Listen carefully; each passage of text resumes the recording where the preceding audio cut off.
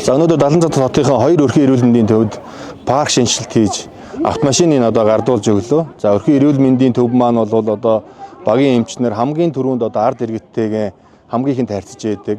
Тийм учраас манай 70 цат сум иргэдийн хурал 29 төлөөлөгч маань бол 2025 оны одоо жилийн төлөвлөгөө өсөлтөө 70 цат хөтөлбөрийн хүрээнд бол төсвөө тавьж өнөөдөр 2 одоо машиныг гардуулж өгж байна. За мөн одоо өнөр ших өрхийн эрүүл мэндийн төвийг бол гадна талын тогтчлтыг бас 100 сая төгрөгөнд бол хийхээр маргааш одоо үйл ажиллагаа нь бас эхэлж байна. За Өмнөгов аймгийн хэмжээнд бол энэ одоо эрүүл мэндийн салбартаа бол нийт төсвийнхөө 50 орчим хувийг бол дангаар нь ингэж зарцуулж явж байгаа.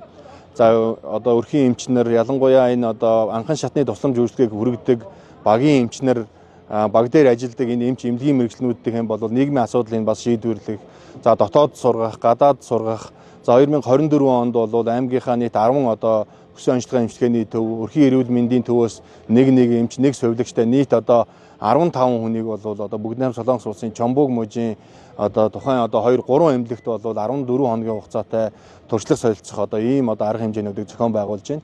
Тэгээ энэ арга хэмжээг бол бид бүхэн бол цаашд үе шаттайгаар зохион байгуулж хүн ардынхаа эрүүл энхийн мананд цаг наргуу зогсож идэг эмч эмнэлгийн мэргэжлэнгүүд эрүүл мэндийн салбарт бол энэ хөрөнгө оруулалт зүйлүүдийг бол байнгын хийж явна.